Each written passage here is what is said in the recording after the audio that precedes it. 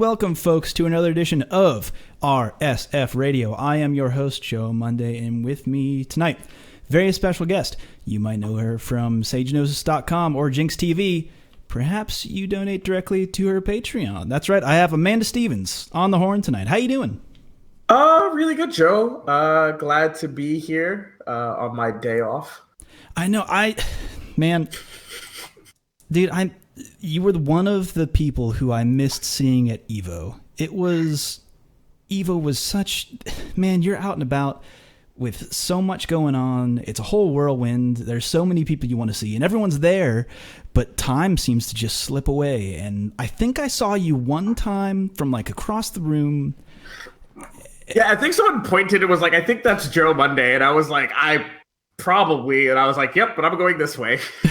Yeah, and it's like I have somewhere to be right now, or like I am furiously texting someone to be like, get your fucking ass right here, please. By the way, you can swear on this show. I don't know if I said that out loud before. That's fine. You're free to curse if you would like to. We'll see. But yeah, so we'll see how heated I get. Yeah, we might get there, as you alluded to before I hit record. However, we can kind of talk. We could start to slip into Evo talk, but before we do that, I like to put the pitch right at the front of the show because you actually have a lot going on. Your YouTube channel and a lot of the interviews that you do, you're pretty prolific in terms of reporting. What's that been like for you on your end? What do you got going on? Unlike a large portion of people who work in esports journalism, I know the FGC doesn't always consider itself an esport, but I actually went to school for journalism. That's what my target study was. I've always been really interested in talking to people from a very young age. I was definitely not the kid that you could get to not talk to strangers. And once I realized that I had a knack for interviewing, which I was told pretty early in my journalism career in college, I think in like my first journalism class that wasn't based around a textbook, I just sort of decided that I might not be the best feature writer and I might not be a great news reporter, but I probably can interview circles around people. And so I just really, since like my freshman year of college, just focused purely on my interview craft. Leaned into that hard. Yeah. Well, going off of that then, is there one particular interview within the FGC? I'll house this in because this is primarily a podcast about fighting games, so it doesn't have to be. You can venture out if you'd like to. Is there one piece of yours that you're particularly proud of that I should point people towards? I have it's sort of like a fight between, I would say, 3 that I've done in the FGC. It's really hard to sort of say one is better than the other. I think it's pretty strong between my interview I did with D1 leading up to Evo to sort of figure out like because I know very little about Smash. Mm-hmm. I didn't have Nintendo consoles after the like NES, so I just didn't play Smash Bros. I think until like junior year of college. So I just have no personal relation to the game. And me and D1, the audio of it's like I think almost an hour. Did like an hour-long interview of like why does Smash matter? What's the Smash scene like? You know, because a lot of like. Apparently, like to Smash, Evo is like not the biggest deal, right? They have right. Big House is like their big sort of year ender. We talked about predictions, like who was going to top, like dark horses. Like I learned as far as like me getting to play the uninformed mook, which I don't get to do a lot as an interviewer. It was great to be uninformed for once and to like basically get schooled. So you basically had an hour and a half rundown of here's how this community works. Yeah, and it was great. Around. Cool. It was really great. You can find that interview on Jinx.tv.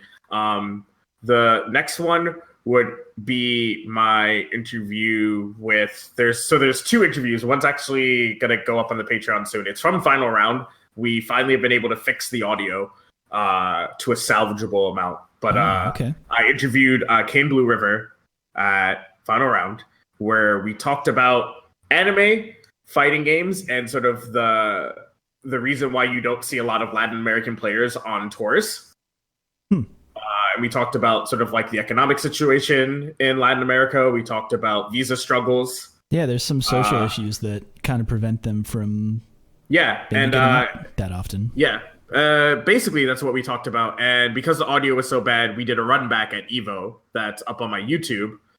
Yes, I caught that one. I saw that one was posted. Yeah, there's a lot of similar plot threads, but it's not. I don't think it's as passionate as the Final Round one, which is going up, I think, tomorrow. It's just that sort of this thread that I kind of continued from interviewing Armada at Evo last year, where he was saying that like it's just him, Leffen, and like his brother are like the only good Smash players in Sweden. Okay. And basically not only the only good players, but like the only ones there, period. Right. And so it's really hard for them to train because there's no one to train with. And conversely, I was like, well, how big is the Latin America scene? And he was like, it's not that it's small, it's just that because people don't think that they can travel, because either a plane ticket is like, half a year's worth of income, or they pay the 150, which is like a month's worth of income to like pay for their visa, and then they get denied. So the from his perspective of what players say to him, it's the sort of why bother? Like they don't mind being king of the hill, like the best guy at the local, but they don't want to be the best. Right, because it's a huge financial risk to even fancy the idea. And then also the Latin American market is not conducive to sponsors. Okay. So it's hard for players like that to get sponsorship. So that was sort of similar to the D1 interview. I went in with like one expectation, because like here I am talking to like one of the Marvel gods. Right. And I'm thinking it's gonna be like good times, shitting on Marvel Infinite being dead, talking about Dragon Ball FighterZ, and instead we talked about how like shitty the Latin American economy is and how terrible the visa situation between Latin America and the United States is. Right, and I was like, all right, cool. Meaningful conversation there. Yeah. Cool. We had a political conversation today. Great. Like this is actually pretty dope. So like that was pretty great. And then honestly, Bonchan. All of my Bonchan interviews, I've done 2. He's great. He's very honest. He's funny. It's surprising because he'll sometimes give you an answer that you're not expecting. So for example, in my interview with him from Evo this year, I asked him, did he like the old system for the Capcom Pro Tour where like you could just kind of pick and choose your events more, right? Because there was just more points to go around. And then if you didn't do well in the beginning of the season, you could kind of sprint at the end. Or you could slack off at the beginning of the season, do Evo, see how many points you got at Evo, and then figure it out from there. Yeah, there weren't any lockout points, really. Yeah, and what he said, before he even talked about, like, he said, like, yeah, I kind of miss being able to pick and choose. But the thing that he brought up, which was very interesting, with no poking, by the way, is that he didn't like the fact that ranking events had less points because he felt that ranking events helped bring attention to local communities. Yeah. And that he felt that now big players won't come out to local events, to ranking events, because and so that doesn't give those smaller regions the ability to like level up from playing against bigger players. It doesn't, bring more people to that smaller scene to like be like, hey, look at how great the scene is. Right. And so, people kind of now just write off some of the ranking events that aren't in like major areas already, because like who wants to watch a tournament where like if you don't get first, if you don't get first at those tournaments, it really doesn't matter all that much. Yeah. And so I thought that was like a very interesting perspective that he just brought up on his own. Usually sometimes you have to like ask people to bring that up, right? You have to be like, hey, so how do you think ranking affects, the local communities? Yeah. And instead, like, that's usually, as an interview, that's what you have to do to get a topic like that going. And he just like, instead was just like, nope, this is what I want to talk about. And that makes perfect sense if you think about what he's been doing with Red Bull, with like what I've termed as the fight bus. Basically rolling around Japan being like, hey, check out these communities. Like we're on. He's basically on tour right now. Yeah, I wasn't super surprised because it's Bonchan, but it's always great as an interviewer that you don't have to bring something up, right? That like you don't have to lead the horse to the water. You didn't pull that one out of him. He led with it. Yeah. So that was just like I think a great sort of topic to talk about. So like I know it's a cop out that I didn't give one, but I think each one says something different about the way I like to do my interviews, which I think separates me from, say, like Born Free. I think Born Free is like a great historian of the FGC and understands the games a lot more than I do on a technical level. And so he really gets players to relate to him as like someone who's also an FGC enthusiast. Whereas I think I am better at talking to the humans. Yeah, Mark's a great guy. I agree with that. Yeah. So I think that those 3 interviews sort of highlight what I do in my interviews. Yeah, no, you've done a great job. If I can compliment you on air like that, just talking about and people should go check out those interviews because they're out there. So with that in mind, I guess we can step into topics because we brought a couple topics to the table. This is kind of how the guest podcasts go. We kind of pick 1 or 2 topics, talk about things, parse them out. But we were talking about Evo earlier, and I guess before we get into the Evo topic that we're going to talk about, just like in general, I know we're like a couple weeks after it. There's already been premiere events, a bunch of ranking events. A lot has happened, but like, how is your Evo? How was your Evo experience? Evo's pretty great. I, like a lot of people, have been watching Evo for years. Not always from start to finish. Sometimes, you know, a friend goes, "Hey, you got to check out this BlazBlue final. It's fucking crazy." Oh my god, Central Fiction last year was last year. But I'm also talking about the Galileo. Oh yeah. Dogoro one. You know, the these two aren't human. Like. I had a friend who was I watched right before the reset because a friend was like, "You have to watch this. This is insane." And I was like, "All right, cool." And I like hopped out in front of my computer, turned on Twitch, and was like, "I know nothing about this game. I'm losing my shit right now. Why am I losing my shit? This is amazing." You just have to know a little bit about fighting games to know that like what they're doing is rather incredible. Yeah. So 2016 was my first Evo physically there. Cool. And I've been back every year since. And so it's great to like come see everybody. And it's also a great way to like do my craft, right? There's so many players to pick from. So Evo's always great. It's always sad at the end of Evo because I'm like, "Oh man, I didn't get to talk to this person." And "Oh man, we didn't make this one work out." Yeah. But there are because there are so many people there, and and it's really easy, especially someone like me, to get caught up in the grind and like not focus on like Well, I'm not gonna say that some of my interviews weren't quality, but I definitely get caught up in like the quantity, and then I leave Evo like a zombie because I've just been on the grind from 8 a.m. to 10 p.m. every night. Yeah, on your feet all day, moving around, going from place to place. Because Vegas is a pretty large area, and if people aren't in the same place to do interviews, it's like you are just... Oh, no, I make people. If they're not free in the venue, that's like that's rule number 1 I learned after... Between year 1 and 2, so 16 and 17, is that, like, I'm not leaving the venue for your ass. If you don't want to come back to the venue, or, like, you want me to, like, come meet you in your hotel room, like, first of all... It takes, like, a half hour. It takes so long. The convention center part of Mandalay Bay is not, like, next to the fucking rooms. Right. Okay? Yeah. So, like, I have to, like, transverse through the fucking casino to get to the hotel portion. And then, like, get to your room. Nah, I'm good. Like, if you don't want to come back to the venue, we can, like, figure shit out after Evo. Like, or, I'm like, good. God forbid they're at the Luxor, and it's like, well, you might as well. That's like 2 hours of your time just for 30 minutes work. Yeah, so I learned. I definitely learned after years 1 and 2 to, like, take what I can get physically at the venue. As much as, like... Yeah, and that's, like, when it's been at Mandalay, but, like, before that, even when it was at, like, the convention center. I was there for 2016. When, that's right, because it's 2016. Friday and Saturday were at the convention center. And, like I said, like, that wasn't too bad. Yeah, because everyone was basically forced to be there, because you had to, like... it wasn't easy to get there if you weren't very close. Yeah, so I didn't mind it as much. I definitely enjoyed. Right. I definitely like the Bay more, and I think that that's because of the way Evo treats press at the Bay. Sure.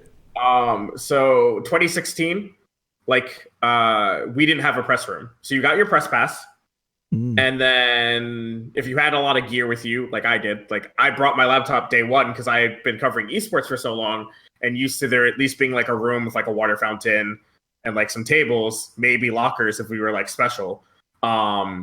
And maybe a printer, right? Yeah. Being like, oh, cool. Like, and then I remember going up to like the TO table / information and being like, hey, so where's the press room?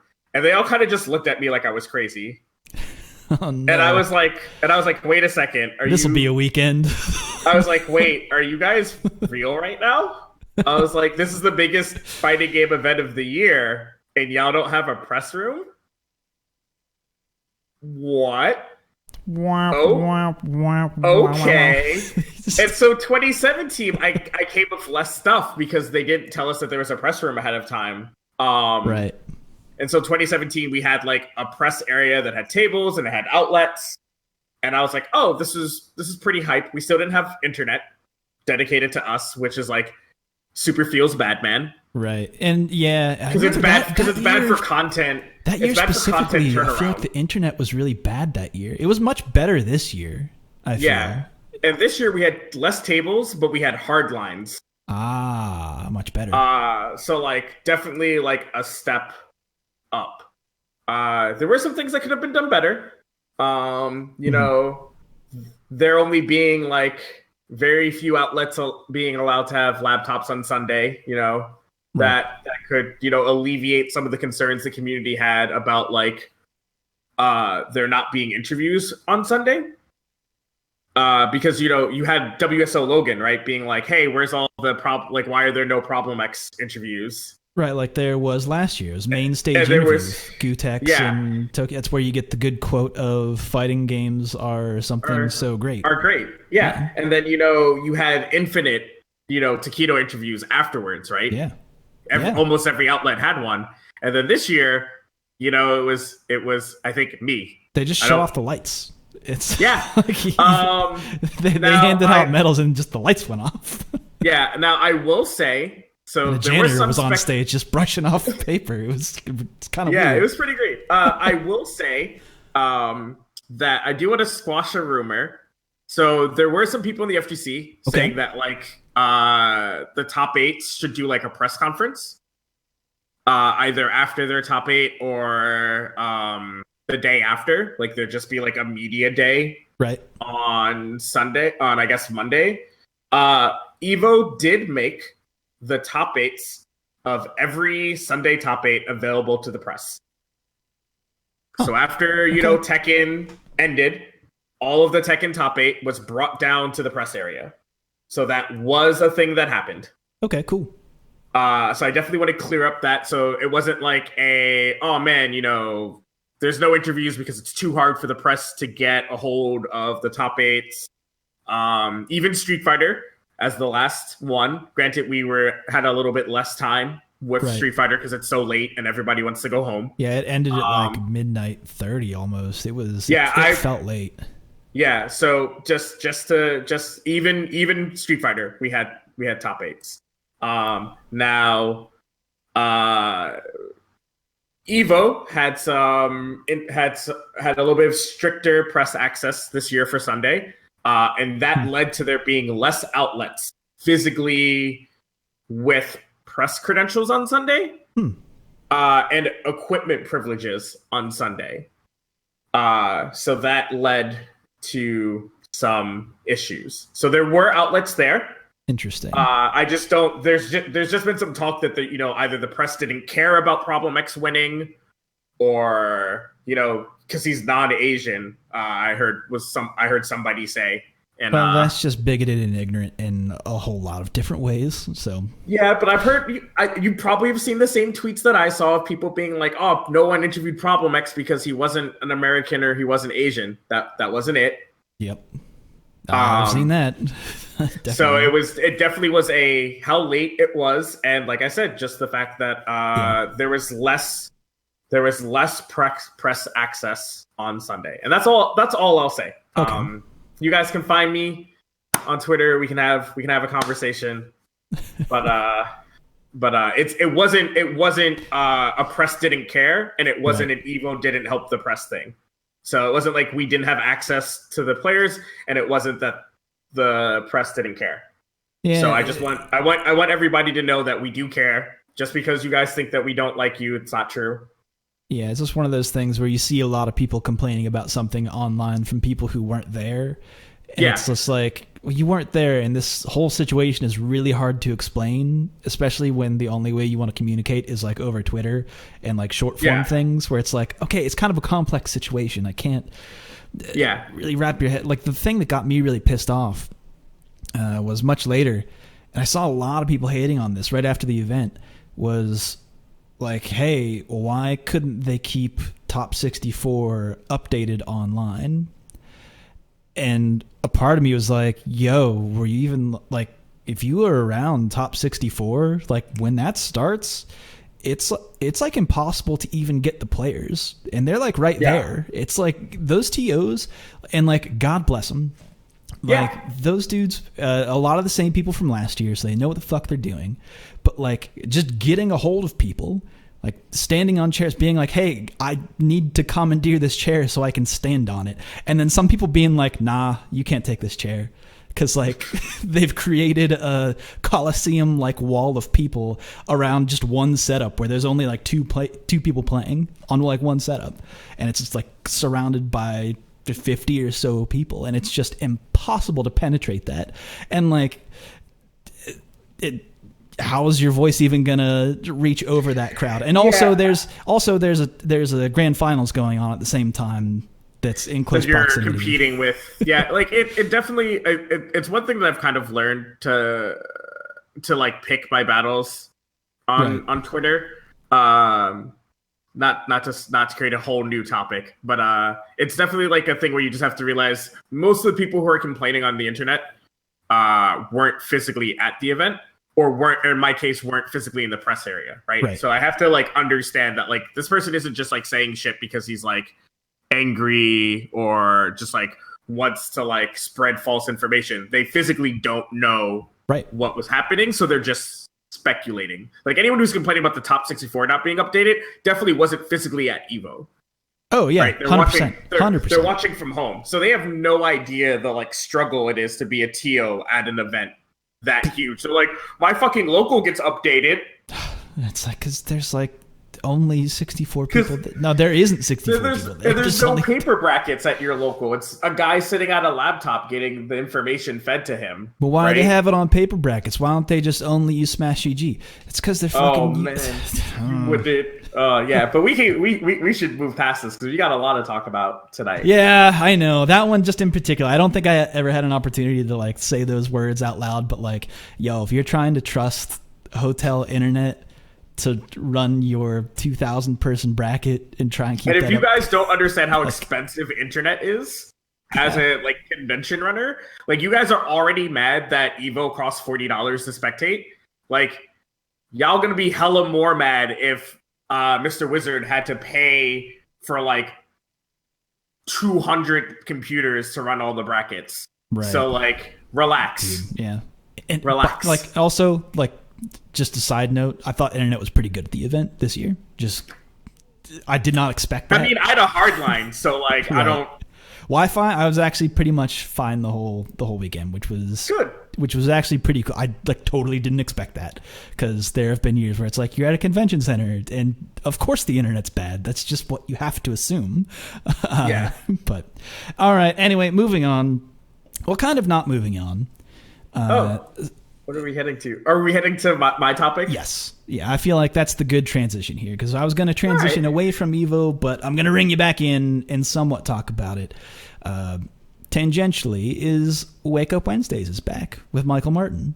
Oh man, my favorite show. It's one of my favorite shows. It is legitimately it was actually one of the shows that when he started it, I was like, great, I don't have to talk about event like Oh man, events. who got how many points? I don't have to talk about body that, count because it's right there. Like he talks about it all and brings it all up. He has nice graphics, and it's like, okay, great, that service exists now, and I don't need to cover it because he'll cover it, and I can just point people to, hey, go watch the Wake Up Wednesdays if you want to know what happened. However, if something cool happens, I'll bring it up, or if something worth talking about happens, we can bring it up on the show, which.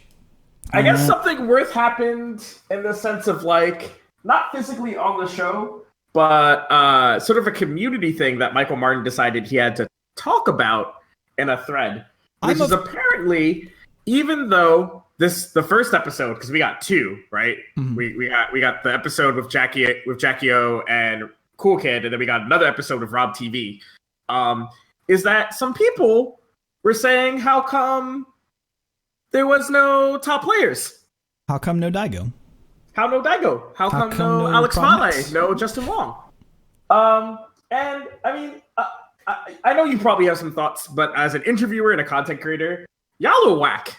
I'm gonna be honest, because you motherfuckers, are all about the community right now. Support your locals. And, how come this dude can't get a sponsorship? And how come this dude, isn't on the tour? Man, this guy's an online warrior. I bet you if he finally gets a sponsorship, he'll be great. And granted, we're talking about Rob TV and Cool Kid. So, how come there's no money in this community? We need to, get money to people who, are putting on the grind. There's people out here grinding. And then Michael Martin interviews somebody it's their first time commentating at EVO. Cool Kid, who was the breakout player next to Nemo. I mean, it's hard to call Nemo a breakout player, but Nemo and him were the breakout players towards the end of 2017, right? Nemo went on that really amazing grind where he then also won the Last Chance qualifier. Cool Kid had that amazing fucking turnout at Red Bull Battleground Chicago, and then the amazing showing at Red Bull Battlegrounds in Boston. Mm-hmm. So we have their plot lines. They had some good storylines there. Yeah, and so here he is again making top 8 after a relatively quiet season 3, and then we have Rob TV immediately after beating Daigo. Yeah, which was not live streamed because it's impossible to tell what matches are going on at Top 64. You had to be there, guys. You had to be there. But and y'all are where's my Daigo? Seriously? This is why you gotta knock out 4 cheerleaders just to get to him. Yeah, I mean, it's 16 pom poms you need to brush aside before you can even touch the man. Yeah, but I'm gonna this is a real talk moment. So as FGC press, esports press, we get a lot of slack from the community because the community thinks we don't give the FGC a fair shake, and it's. And you guys are always well, why don't we, how come I never see interviews of when Oil King wasn't as hot, right? People are how come we don't know anything about Oil King, or how come we don't know anything about Gachakun, or how come we don't know anything about No Kami, right? Where are all of the mid-tier guy interviews? It's because you guys don't read them. And you guys don't watch them. And then when we finally do those things, we highlight a Rob TV, we highlight a Jackie O, who was super humble and passionate. And just my gosh. Her first words out of her mouth was how grateful she was that she was at EVO.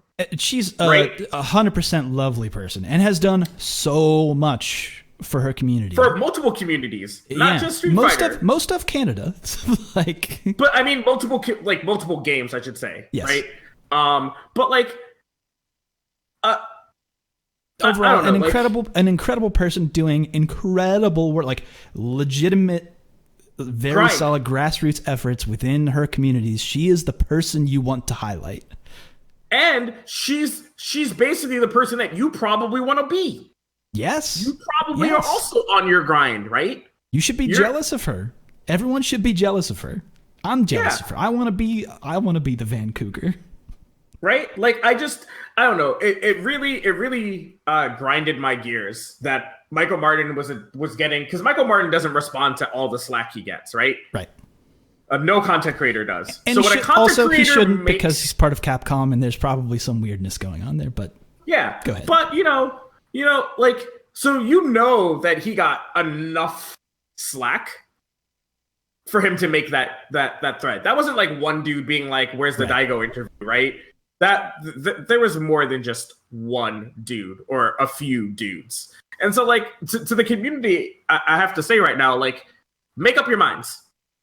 Either be about the community and be about growing the scene, making more people get that money so that, everybody can live the sort of dream, or just be a bunch of fanboys. Like, don't pretend that you're about the community and be a stan at the same time. You can't have it both ways. I like that statement. I like that statement a lot.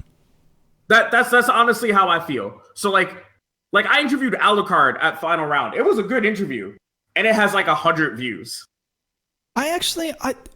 He had a turn like a couple of years ago. This is kind of an aside, just to kind of speak to Alucard, where his past kind of a little hairy. Did you talk on that at all in the interview, or is he well so beyond I didn't know about that, to be honest. I knew Alucard strictly because I've just seen him at everything. He's literally been at every event I've been at. Just in the FGC. It was actually like impossible not to interview him.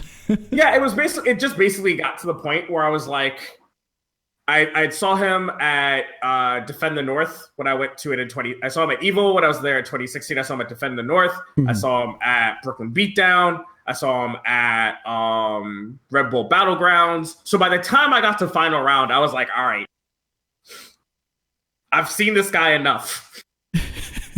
Let me just turn I on. might as well interview him. He's free right now. Like, let's do it. So like, it was definitely one of those interviews where I didn't have like a ton of like background information ahead of time, and I just wanted to talk to a person in the moment, and see how well I could hold a conversation without a lot of research. But like, that's far and beyond the point. Like, y'all can't just be stans. Right. I'm sorry. Like, you guys can't in one moment be like, oh, nobody lives the esports life and esports not giving us money, and then like not show them that that there's more people than the people already sponsored. That's basically the point. Like, if you guys only want Bonchan, Daigo, Problem X interviews, like, cool. But then when like there's no money in the scene because it looks like all the good players are already sponsored, I don't know. Yeah, like just shrug your shoulders and say, well, what do you think? Like, you're building this huge tower and putting all the weight at the top. There's nothing below to support any of this. This is not sustainable. Yeah, and so to like, be clear, I guess I should throwing my hands up in the air. No, like I guess to give a little bit more context, I should go back. I'll read through the tweet thread just real quick, and I'll link it in the show notes. But he starts off by saying, I know some folks are going to wonder why I didn't talk to the top pros at EVO in these latest videos, and there's a couple of reasons. A, EVO is an incredible, difficult event to get interviews while players are still competing.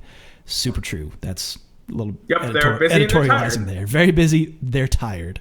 I'll ask. Some will agree, depending on timing. Sometimes it doesn't happen. And not to mention, my current job has me doing quite a few other things at events too. He goes on to say, B, I've spent a lot of time talking to the most well-known individuals. Sure, I hope to get Problem X or Justin Wong, but I also wanted to get some fresh perspectives from folks I hadn't spoken with before or hadn't spoken with in a while. I think I got that. C, it's not about quantity for me. I did quantity for Red Bull Esports and Yahoo Esports 2 years in a row, where I chased after players and cranked out interview after interview in an 18-hour workday. I like what I got, but sure, I'd like to have more. So all the truths that we've talked about here of it just being impossible to reach people, wanting that quality over quantity, it's tough. And he has like also interviewing people is a side part of his job. It's probably like a liner note in his job description. Yeah. Right. For what he's doing nowadays, it's not the be all and end all. He's not like me anymore. His whole life doesn't revolve around being a talking head. No. So that kind of he had to give that little bit of insight to, I guess, get some fire off of this, right? Maybe he wasn't getting fire. Maybe he was preempting. Could be preemptive. I'm just saying, that if you were one of those people that's like, where's my Daigo? Where's my Problem X? Well, first of all, you should read one of my Problem X interviews and watch the other one. Right. Chill. Second of all, they're out there. The press got to them. They're there. And two, like, it's Evo. Between Event Hubs, Jinx.tv, Shoryuken, and like the billion fan sites, right? Like your Tekken Gamer and whatnot. Your favorite probably got interviewed. Leave Michael alone. Yeah, like get more than one interview. Leave Michael alone. Yeah, to try and get more than one. I can't even imagine what it would be like to try and get more than like one interview in. Even I did 12. What? Wow. I'm not a lot. I'm actually the ghost of Amanda's future. Your body is actually left at Mandalay Bay. People I'm still there. This might be my dream. This might be a dreamscape for me. Well, this is a nightmare. Actually, welcome to America in 2018. Oh boy. No. Okay. So, all right. I think that gives people probably a little bit more perspective on why he had to say those things, or at least, what Wake Up Wednesdays is about. Because honestly, when I saw that he was doing, or when I watched Wake Up Wednesdays this week, I was like, Jackie O, like, hell yeah. This is a person that otherwise gets like zero airtime, but like I've been lauding that community for at least a year now because they've been doing such a great job. Yeah. It's like, can you hear us from the back? There are so many people putting in great work. And here it is on like Capcom proper YouTube. Yeah. To say, let's give some credence to these people. Yeah. So it's good. Overall, it's a good thing. Not the sort of mentality that kind of caused the tweet thread. That's not a good thing. Right. But it's a good thing that Michael realizes that he has a platform that he can highlight, the people who aren't going to get highlighted by, an ESPN or even a Jinx.tv. Jackie would be a really hard sell for me, to be honest. That's fair. I mean, I get it. But that's partially because of the earlier statement that I made, that you guys haven't shown in the numbers to support a Jackie O interview or to support a Damascus interview, right? Like, you guys aren't showing. Damascus is awesome. He wasn't at Evo though, unfortunately. Yeah, but I would definitely interview him for my Patreon. It's definitely like a lot of, and then people are gonna start. I actually want to. I'm gonna move on because some people would be like, oh, so you're telling me that like, you guys only work for clicks, and I don't want to hear that conversation ever. But like, there's a lot of reasons why certain things don't happen, and community, come on, step up, make my job easier. Yeah, honestly, make our job easier. Yeah, if there were, here's the other thing that you kind of touched upon, and I kind of want to prod this a little bit. Oh boy, I've talked about it before, but like clicks on worthwhile FGC news and coverage is like. It's tragic. It is legitimately tragic for me because I can see stuff on the back end as a moderator of our Street Fighter, like how many views something gets. And like, I mean, you see all the upvotes and the percentages, of course, and that can be somewhat of a qualifier to like what people are watching or interested in. But when things that are like such high value, like here's a highly valuable piece of FGC content that like you can learn from, you can glean some insight from, or just get some coverage on a community that otherwise wouldn't get a lot of coverage. Something that is a worthwhile piece of FGC news. And if I knew we were talking about this, I would have gotten some numbers. So let's it's like 200. It's like 200 views, which is like a piss. Let's take one. It's a dribble of piss. It's nothing. So we'll use one of my interviews because I'm conceited like that. So my Bond Chat interview has 105 upvotes. It's 98% upvoted, or has 105 score. I don't know how the number thing works. 98% upvoted, 6 comments. 5.3k views. Now, just so you guys know, 5.3k views isn't 5.3k page views. Mm-hmm. Does not right? That does not mean that Jinx.tv got 5.3k views from r/Street Fighter. The way that I understood the page views things is that's how many people view the thread, right? Correct. That's what that 5.3. So let's take the there's this thing that they teach us in marketing, which is that 10%, you can guarantee that 10% of your audience actually clicks the link. So 10% of 5,000, right, is roughly 500. About 500. That sounds right. Honestly, that sounds right. So I interviewed somebody who I believe currently is like 20th in the world. Mm-hmm. Right? I'm gonna go look this up. Maybe you can hear the clickety clacking of my keyboard. And someone who has some like incredibly driven 19th. prospects. He's currently 19th. I think at the time he was 12th. Right. There's some events. Is the best Sagat. Well, right now is the best Sagat. At the time was like, the best Nash. Correct. Only 500 views, maybe more, right? Now, I'm blessed that my outlet likes also the social media impressions that I get my content, so they take that into consideration. Mm-hmm. But like, your subreddit has 70K people. That's a big number. It's a big number, but it's only 5K. Now, I can tell you for a fact that I don't know if you guys want to hear this, but my League of Legends interviews that make the front page of that subreddit, which I understand dwarfs your subreddit. Oh yeah, it's a much bigger numbers. Game. Yeah, it's enough. It's much bigger. But let's look. So League of Legends has 1.8 million people. When I did League of Legends content, I know for a fact, talking to my my editors, that I definitely had more than 500 from a front page. Oh yeah. Article. Oh yeah. I like during the World Championship in 2016, I had multiple articles that made the front page, and I basically got the small outlet I was working for a bigger budget based on those page views. We're talking like in the 50K. Yeah, like this like is an average interview, and that's something that like the FGC doesn't like know those numbers. That's not even like within the realm of possibility based on public interest. And granted, I get it. Like fighting games are still niche.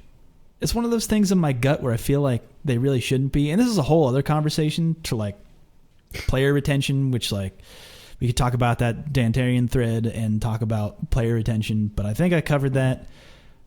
Oh no, that wasn't a podcast. That was an interview that should be released sometime in the near future. I'll link to that when that comes out. I'll have that conversation on this podcast at a later date when the interview is live. However, player retention in the FGC and like community feedback is like next to nothing in comparison to like something like that. And like not to say that what you do is even niche within that community. I don't know it that well. Would you say it's only like a small chunk, or is it just a larger chunk? I'm ignorant to that particular community. So I don't know what block of there. I don't know how many FGC content creators there are. I'm aware of like Virginia Glaze, Born Free. There's Saint Cola on Twitter. I know that there's other FGC content creators, but I don't really know a lot about them. Like there's Core Gaming in them. So like I know that you guys really like watching videos. So like I understand that like the FGC like definitely prefers video content. Well, even with like I'm talking more so about like the League of Legends community. Like what's your cut there, really? So I'm super small in League, and I haven't done League in a while because I've been taking a break. But like I know the numbers that I get from League, and like the FGC just pales in comparison. Yeah, see, that's the crazy part to me that even, and I don't mean to say this. I'm like small. I'm not saying. I don't want to say this derogatory like at all, or like say like give negative connotations. But I'm like, okay, you have maybe a smaller chunk of the League community, but like.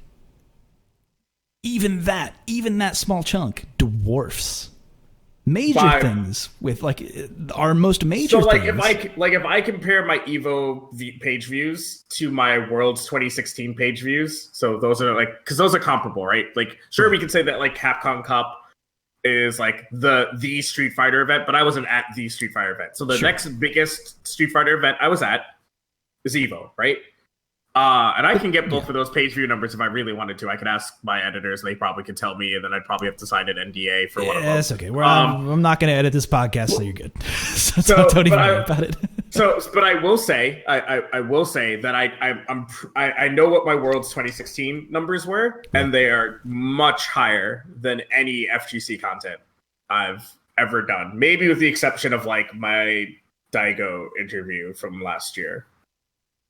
That might come close to some, but that probably is like the lower end of so like I'm pretty sure me interviewing like a mid-tier League of Legends player did better than my Daigo interview did, which is crazy to me that my Daigo interview did believe that. Worse than a mid-tier League of Legends player. And I totally believe that. And I don't know, at the risk of like continuing to sound like a curmudgeon who's just like, why don't people care about the FGC? I've been trying to look for solutions to like maintain people's interests. Yeah, read. Watch videos. Watch them multiple times. Reading is one thing. Be literate. That's one thing that actually, oh man, that actually got me like super bummed out. Not like super bummed out, but like, because I think it makes sense for like her career. But like when Virginia was like, I kind of have to branch out from FGC, and this was immediately following Evo, like the biggest, like the top of the top, like this is the height of fighting game content is like right here. And then to just see, or at least I felt as someone who could see all those numbers and reactions, to be like, oh man, people aren't into it. Like, and there was a home run, there was a grand slam just like a moment ago. And like, it doesn't seem like a whole lot of people care all that much. And then to see Virginia go like, well, I think it makes sense for me to branch out. And I'm like, she is like the best. And I think I could say this with some authority, I think. Not that I have any authority, but I read a lot of FGC content. She's probably the best in terms of written content. And to have her be like, no, well, I have to write for other things. It's like, I mean, I get it. So to be completely honest, this isn't a comment on Virginia, because I don't like commenting publicly on other writers, because I think that's, whether you say good or bad things, I think it's just like shows favoritism. Or I'll say she's great. She's been on the show a number of times, and I'm biased as fuck. I love her. I love her as a person. So this isn't like me trying to like low key like say shade. But there's some really popular FGC content sites that pay like doo-doo. That's it. That's all I'll say. And that can be, so part of that again is due to site traffic. Like, oh no, I know all the ins. Yeah, all the ins and outs. I've been a writer in gaming for about 7 years now. That's just an extension of the conversation we were just having. Like, of course the pay isn't as good.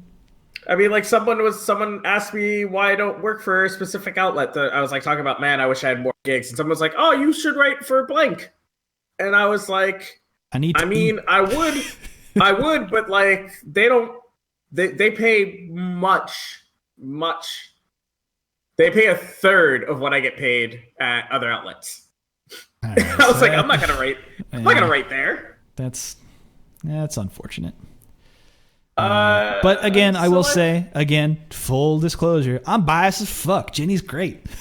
Oh, Jenny's great. And I think that she deserves to be able to write.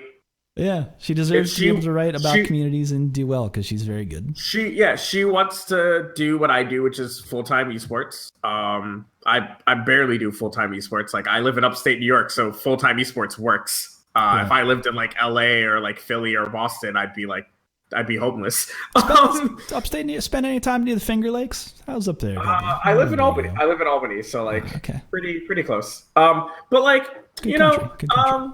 Yeah. But like the truth of the matter is that like covering the FGC doesn't pay very well unless you've like built up, unless you've shown an outlet that has the money that it does. And also, if you, in my case, are very aggressive in contract negotiating. Yeah, that's like super true. There are a lot of FGC contracts, not even just for writers, but for players as well, that are, I don't want to say predatory in nature. Oh no, you can say, I'll say it. Esports, y'all treat your players terrible. Y'all have some predatory ass contracts across esports. Not just the FGC. League of Legends can be shit. Yeah. Dota can be, actually I shouldn't say anything about Dota because I don't know. League of Legends is shit. Overwatch can be shit. CSGO is shit. Like, y'all really need to find yourself an agent or a lawyer. Yeah, to any players out there too, and anyone who is about to sign a contract, like, get someone to look at that shit. Like, who doesn't know? If you need to GoFundMe to get yourself a lawyer before you sign a contract, GoFundMe if that's what is needed. Just because some of y'all end up in some really shitty contracts. I've seen them. I've seen people on the other side of them. Yeah. Like I said, I cover esports abroad, right? Across the whole spectrum. I've read articles of contract nightmares. I don't want y'all to go through that. Get an agent. And if you don't know what to do, I know for a fact that I've seen Ultra David say that, like, he might not look at your contract, but like he'll try to help you find someone who will. Yeah, and that's like specifically FGC, just because like so I'm just saying, like, he looked at my contract. And I was like, hey, this wording right here that's a little problematic. I didn't understand some wording in my contract because I work for a UK company. Things in the UK are different than things in the United States. So I was like, Ultra David, help. Well, I made a Facebook status, and James Chen was like, yo, Ultra David, she needs help. And I was like, David, please. I don't understand this at all. I don't understand. Somewhat familiar with the US I understand contracts, a third of my contract. Yeah, because the legalese there is different from how it is even framed here. That would be confusing and a nightmare, and I don't wish it upon anybody. Guys, contracts there. But yeah, I mean, like, because I want to talk about depressing stuff, even though our next topic is kind of depressing. Yeah, man, we picked some bummers this week. Sorry. Don't worry, I'll make it funny after we're done with these topics. Okay, all right. Promise. Yeah, we can, because our last question, I can talk about how much of a bum I am at fighting games. That's fair. I'll get you guys laughing. So our next, can I introduce our next topic? Sure. Body Count Fighting deleted their tweet, but they tweeted that they are unable to stream Tekken and Dragon Ball fighters. And quote, we've been asked by the publisher to cancel all upcoming Dragon Ball Fighters and Tekken 7 tournaments/events until a formal agreement has been reached to use the IP. So this is a little weird to me because at least, so the Dragon Ball Fighters is like relatively new. Mm-hmm. But they were doing Tekken 7 last, because, right, like, Body Count Fighting's been around for like at least 2 years. Not new. We have talked to them and been in all, like, full disclosure. They did Tekken 7 last year, right? Yes, like, full disclosure.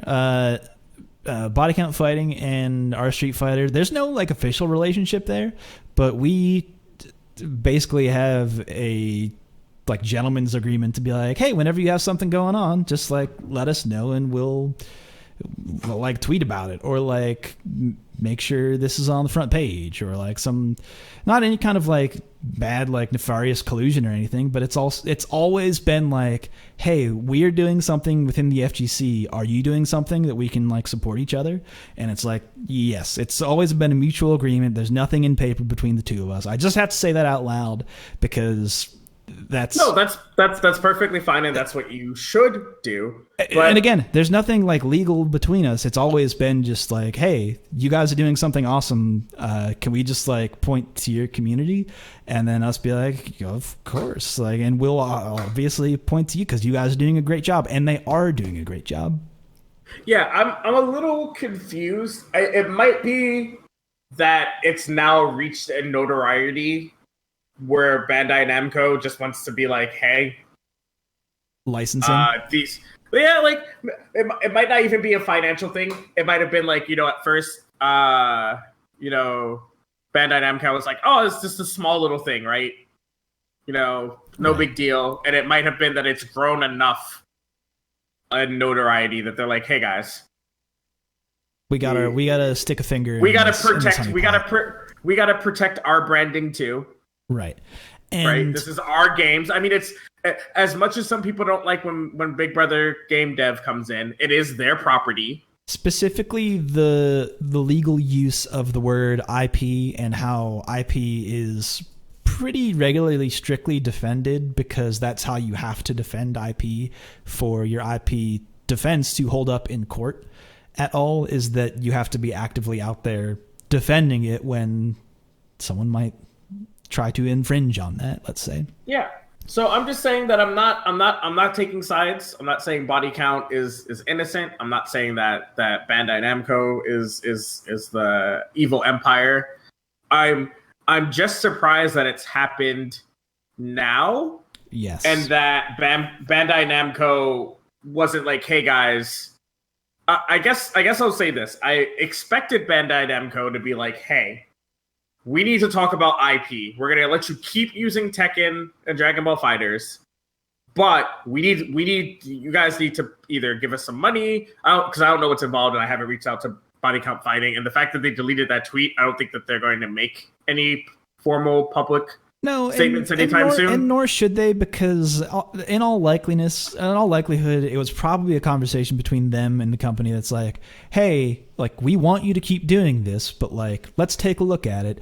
And then for them to be like, in the meantime, can you just say that, like, it could have been a friendly conversation. We don't know, and we didn't talk to them about it. That's, like I said, they have no reason to comment on that at all. That's like strictly between them and Bamco. Like, I get it.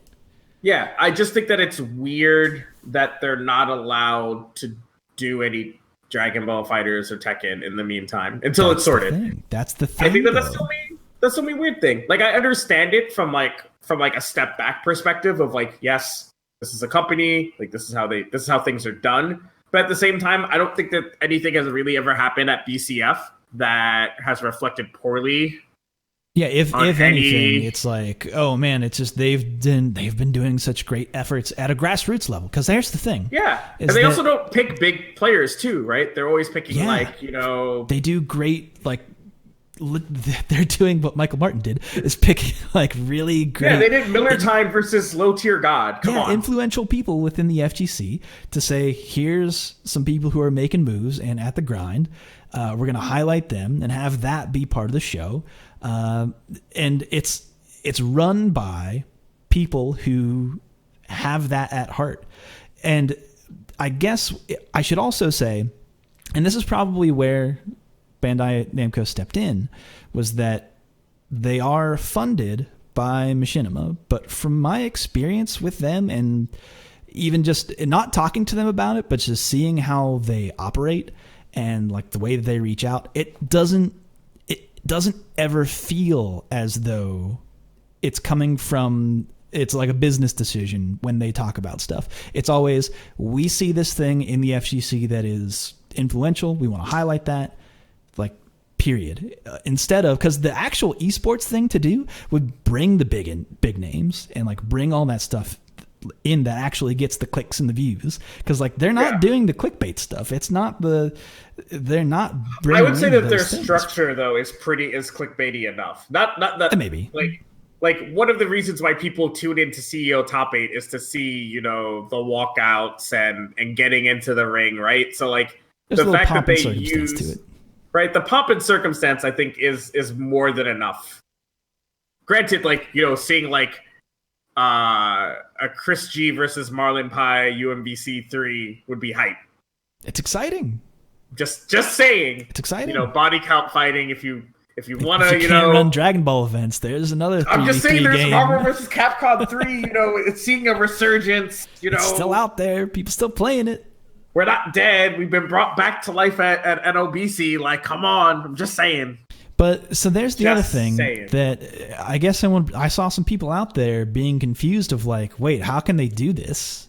How can Bamco do this? Yeah, how can they do this? And I'll remind people, back in 2013, that Nintendo did basically the same thing at EVO for Smash. They told EVO, hey, you can't play our game at your event. They later corrected that before 2013. They were like, yeah, okay, never mind, we redact that. I'll give you a better Nintendo example. Okay. Nintendo killed Project M. Yes. Yeah, they said they gave them the cease and desist, didn't they? Yeah. For those of you who probably aren't familiar with that, Smash, Project M was basically because it was Brawl, right? It was Brawl on a better engine. It was Brawl on Dolphin. Mod. With some tweaks. Yeah. The like quick way of explaining it without getting too technical. Added characters. It's a very big mod. A very big mod to yeah, Brawl. it's effectively its own game. And it was very popular in the Smash community, and therefore, tournaments, there were Brawl tournaments at, an EVO, at a CEO, whatever, right? And at some point, Nintendo went, you guys want us to give you more money? Well, you can't run Project M. Like, pick one. Either we support your prize pots or you have Project M. And Smash community had to pick the other. Like, Nintendo was saying that, like, we won't support you in any shape or form if you keep doing Project M. Right. So, like, it's not unheard of. It's not unheard of for a company to come in and be like, hey, stop. Now, the FGC is lucky that it doesn't get those situations a lot. Right. But because I come from a land of other esports where the everything is sort of decided right directly by the publisher. Like, legally speaking, Capcom could step in and tell us, our Street Fighters, say, you can't run your weekly tournament anymore. Yeah. We don't make any money off of it. They could 100% say that. And I legally would have no recourse to say, I basically would have to play ball with them at that point. And try and see what you could... yeah. So, like, now this is... And, like, this is just a... Now, granted, that scenario is very unlikely. Extremely unlikely. But it could happen. And so I'm not... They are well within their rights to do so. There's literally nothing stopping them from doing that. I think both of us are on the same page that we just are confused about timing and the sort of ixnay on the XA. Right. It makes a little bit of sense, I think, in that they had a bunch of ads during EVO, right? Yeah. So, like, maybe the wrong person in the wrong suit was like, well, Bandai Namco had, like, a full-on booth had their own box at the Mandalay Bay. There was a Bandai Namco, like, box where, like, players and personalities and casters and Bandai Namco execs. So it might have just been that, those execs that were there were like, wait a second, what's this?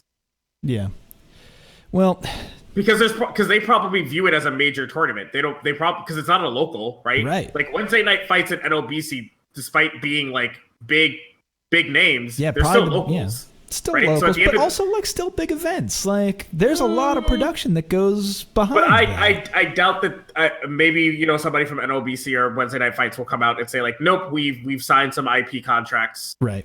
IP agreements with the big companies, but they probably haven't because they're still locals at the end of the day. But like body count fighting isn't a local, is my point, right? It's a featured event. Yes. It is a feature, it's very similar to a it's not CEO or Combo Breaker or Final Round or Frosty Faustings, but it essentially can be viewed in the same light to an IP. And so I'm not surprised that they went, we didn't know this was a thing. We didn't know that this was like a big enough thing to have an ad at EVO. Yeah, actually, when I saw that ad, I immediately was like, hey, yo. I was like, oh man, this is hype. I love BCF. Like, and now that I see this tweet, I'm like, oh no, somebody should have maybe not placed that ad. Support smaller efforts. And then it's like, oh, the rug is out from under your feet right now. Hopefully nothing comes of it. hopefully they can still do Tekken. They can still do Dragon Ball Fighters. I fully expect since Evo that Tekken is probably the hypest live FGC. I think the numbers prove that too. Live FGC. I don't want anybody coming here being like Street Fighter. No, you had to be at Evo. I lost hearing in one of my ears every time Little Majin was on the stage. Y'all didn't make me lose my hearing when Cool Kid was on the stage. Nah, Tekken was pretty tight. Tekken was such a good we also had experience. Tasty Steve and what's his name? Oh no. And I'm now friends with him on Facebook, so I can't forget his name. Shit. On the house mic. In the house mic? It was Tasty Steve and... No, it wasn't Aris because he was in... No. Fuck. I see the picture in my head. Who the fuck is it?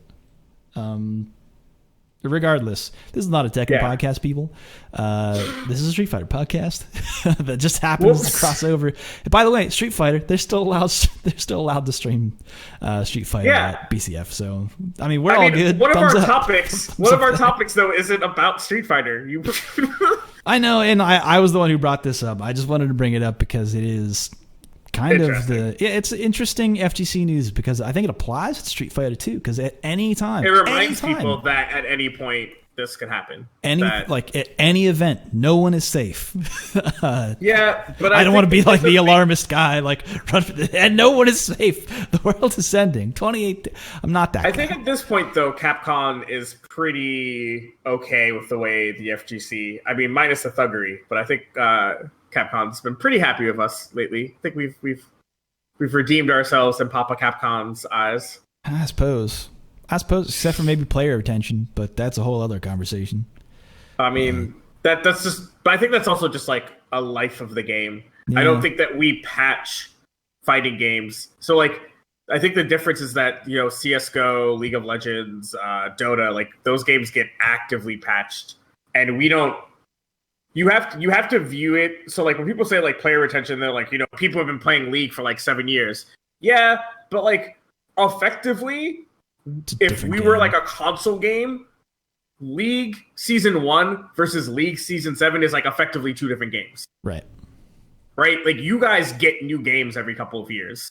We don't. We legit have one game that just gets patched forever and ever and ever and ever and ever. So the meta might change a little bit.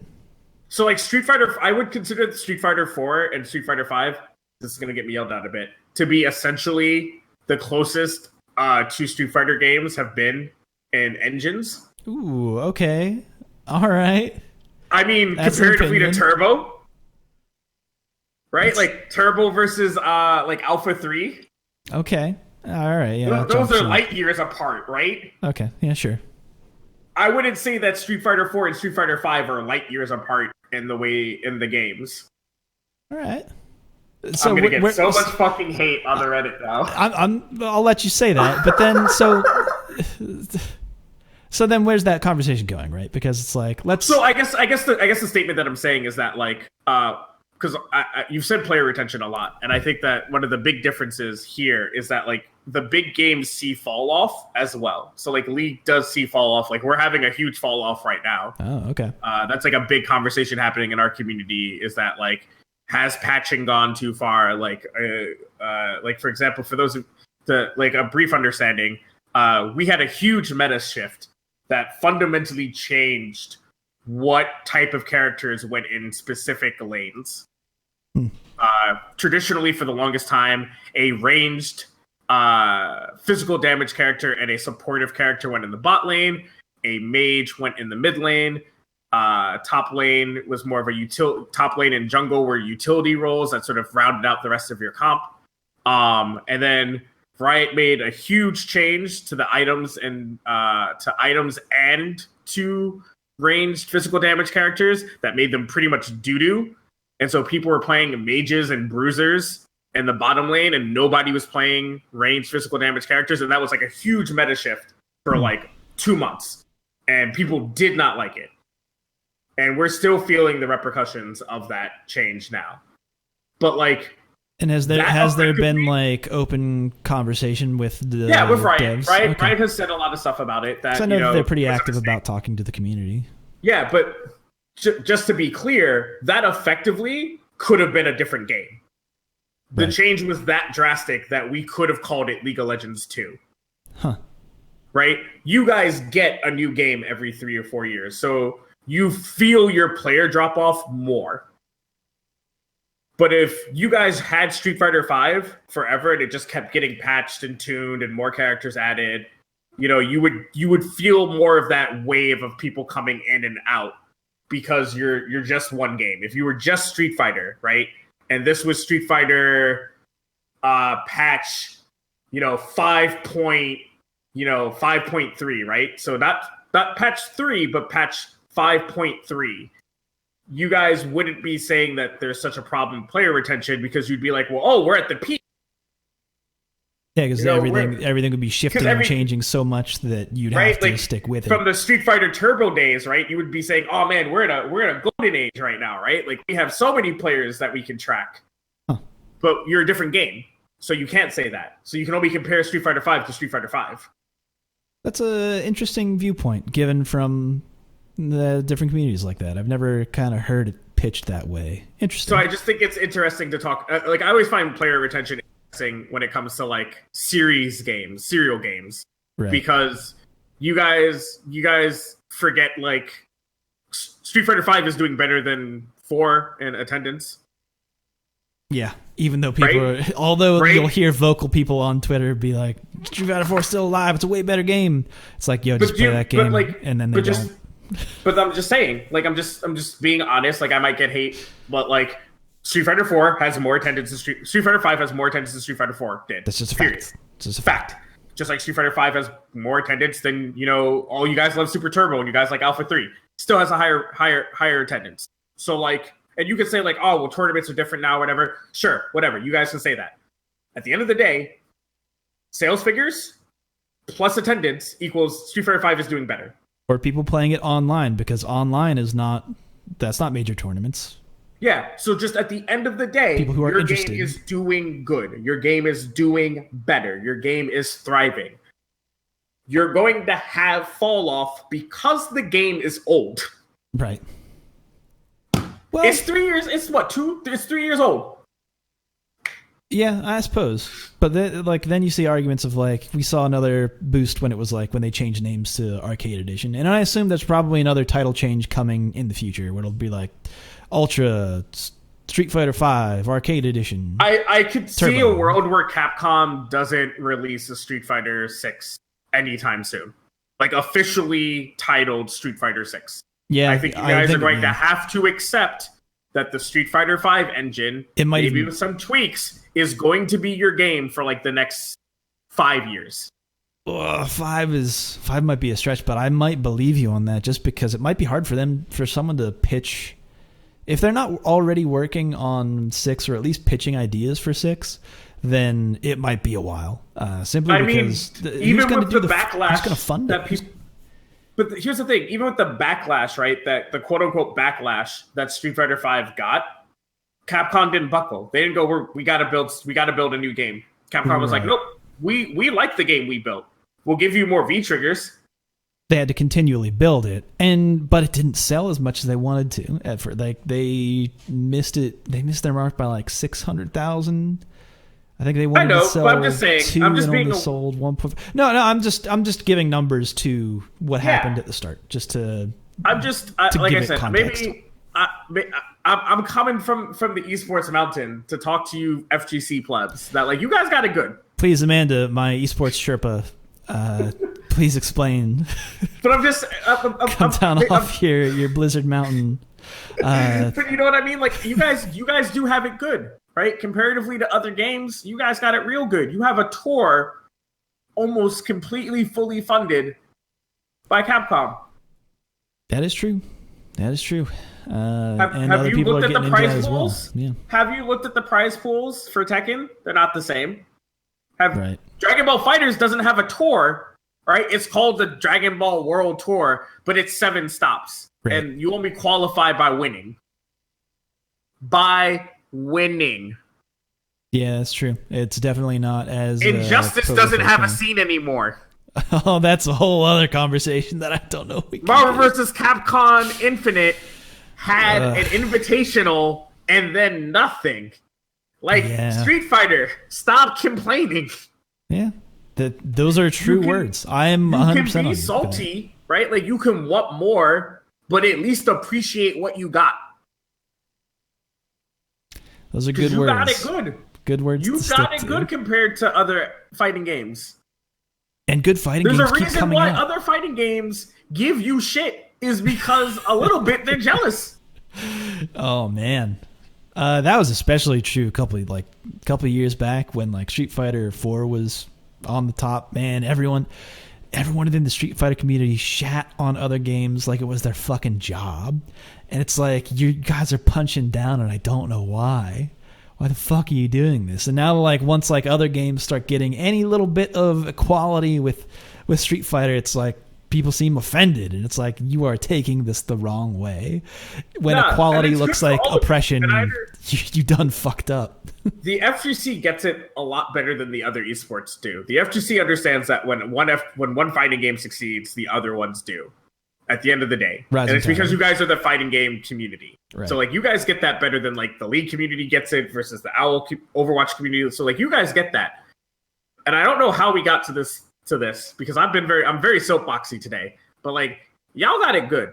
No, it's okay. Stop I've just complaining kind of let about you player- talk. I turned the tapes on and Sorry. Just I'm let- just it's just like y'all really have it good.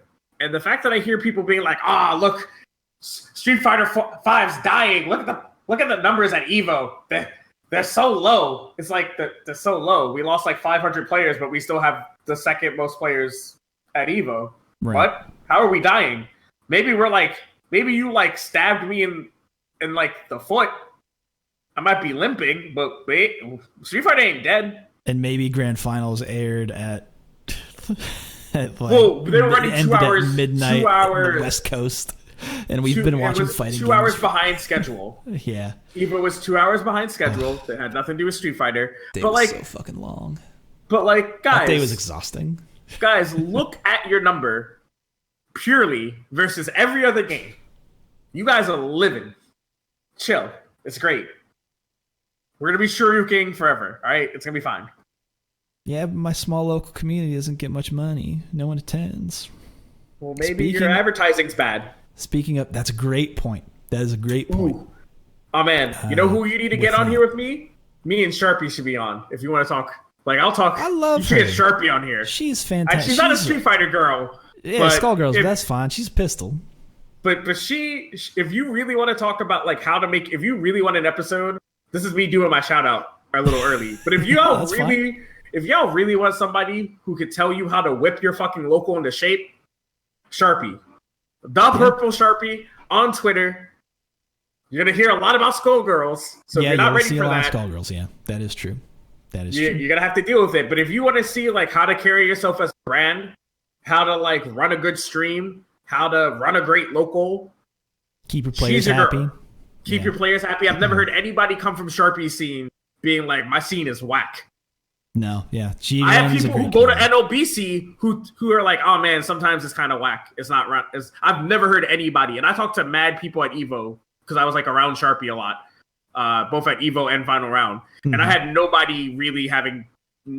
I mean, there were some little bits because everybody like there's always room for improvement. But I've had a lot of people say that they've been very happy with that. What is that? Xanadu Games? Is that her scene? Yep, that's correct. Yeah. Another shout out to another great community. But yeah, if y'all really want to know how to boost your scene, talk to her. I might have her on then. Whenever that article comes out about player retention. Yeah, and Again, also locals. she's not Just huge. Yeah, locals in general. And granted, she's not like Street Fighter. Again, she's your Skullgirls girl. At least that's what I have in my mind of her. However, we can all learn from each other, so it wouldn't be crazy for her to have on just to talk about making the players happy, making a good community. I always love seeing from her. I saw a funny tweet from her the other day. I know, like, bringing up funny tweets is like I don't know. That's probably not good form. It's probably not a good joke. But like her tweeting about like y'all got Sonic, you had like Sonic Fox cleaned up. You guys don't realize how like what I lived through. Did you not see my reply? Where I was like, no. I couldn't follow Sonic Fox before. He had to be on his own list on TweetDeck, so that way nobody could see it when I was at work. Yeah, so it's like that's its own separate Sonic thing. Fox, yeah, old Sonic Fox could get you fired. Yup. Like you're on TweetDeck and all of a sudden there's like fapping happening on your screen, and you're like, boss, this isn't. This guy's the best Mortal Kombat player in the world. Yeah. I swear. How do I explain fucking games? Sir, I swear I'm not into this stuff, but it's on your feet. You're right. I know. I got nothing else to say right now. The defense rests. I'll fill my cardboard box. It's okay. Because people might even assume like, like grotesque, like not safe for work stuff. It's like the fapping, the gay stuff. It's like, yo, like that was like think like yes that, but think more blood. Yeah, it was pretty bad. It's good now. It's wholesome now. Oh yeah, in comparison, almost downright wholesome. Hell yeah. All right, but we should move the show along before this turns into like a 3-hour. Oh, okay, yeah, that is the one thing I did want to bring that up. I don't know if like I typically keep these to an hour. We're like 120. I'm fine. I mean, so we should do question of the week. I just want to respect like your time. We could. Okay, I'm good. Okay. I feel bad for the listener. No, they're fine. They actually, it's actually funny. I keep it to like an hour just to like, I don't know, keep myself to a time limit. But anytime I've gone over, people are like, yeah, that's fine. That's totally good. I like to hear more of that. Well, all right, I could do longer episodes, but like also like people's time is important. Like, I don't have a real life though, so it's fine. Oh, okay, that's fine. No, that's right. Living on journalist hours, which is like I actually always working, but I don't go to bed for like another 5 hours, so we good. Fine. Oh God, I'm going to go to bed like right after this. So the question, which someone DM'd me, I won't share their name because I didn't ask their permission, but in so many words, they asked, how do I prepare for my first local? This would be attending their first local. Ooh, I can actually tell my first local story because it was relatively recent. Please do. So I have always been a fighting game player, but I didn't really I'd been more of a competitive Magic player. Mm-hmm. So when like other people would probably be going to locals, I was going to Magic tournaments instead. So when Marvel vs. Capcom Infinite came out, I found out that our TO for our Smash scene, there was enough people from, I guess, the Smash locals and, people who came to his store saying like, we want a Marvel local. Right. So I was like, so he decided to have a Marvel local, which I was like, what? Hype. Because I don't play Smash. Let's go. And so the way I prepared for my first local was one, I stopped by one of the Smash nights just to like see how people talk to each other. Like, are people super friendly? Is everybody kind of just like you cased the joint? You showed up just to case the joint. Yeah, I just wanted to know what I was like coming into because I'm a boisterous person. But I also like making my opponent laugh. Not like as a psychological warfare thing. I just like having a good time. Like it's I spent fun money for to you be to here. Do that, yeah. Yeah, like I spent money to be here. I want to like leave feeling good about myself, and the way to do that is to make sure that I'm laughing the whole time. So that was like that's like a thing, and so I met a couple of the players. I spoke to people on the Facebook event. I don't know if your local has one. I kind of like hit people up being like, hey, does anybody want to like practice? Does anybody want to show up early, run some sets? I played a lot more online that week than I normally did. I usually am more of a lab monster. So I played a lot. I played a little bit more online, made sure that my combos that worked in the lab worked on people, that type of stuff. Right. And then when I went to my first local, like I said, I went with the objective of learning. Right. I think a lot of times people are like, I want to win. And like, that's a great mindset to have. But coming from like someone who's like played Magic, played sports, has played League of Legends, I always try to enter things, especially if it's my first time, right? Like you're saying it's your first time competing at a local. I definitely think you should come from a place of learning. And take it as like, take your L's, hold them, and hit people up and be like, hey, there's this free setup over here. You bodied me. Can we run some more sets? Can you tell me what I was doing? Yeah, very important to not be afraid to ask for that set. Because you're at your local, right? Yeah. You're not at CEO. You're not at Combo Breaker. People aren't running around trying to buy stuff or see friends or get food. They're here because they want to be around their community. They could be at home playing. It's not for the prize pool, because I know what your local prize pools are. They're doo-doo. Right. You're there because you want to be around your community. So if there's any time for you to get bodied by someone and find out why, it's your local. Because you'll get dunked online and not know why. Yeah, you'll get dunked online. You might lose to the same person like in a best of 5 like 3 times. Or you might win and not know why.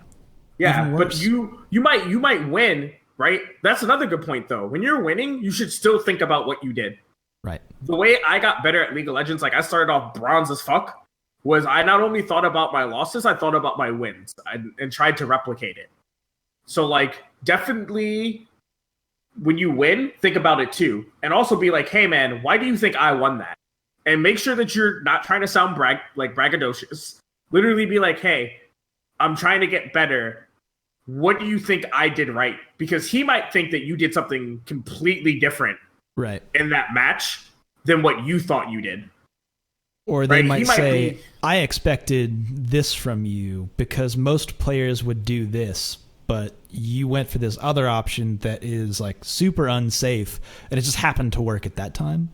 Yeah. So, and then you find out, oh shit, I play hella risky. Yeah. Maybe I should try to play the not risky way. Also, maybe you might go, I now recognize that this guy knows my matchup, so I should do the unsafe things because versus him, they're safe. Right.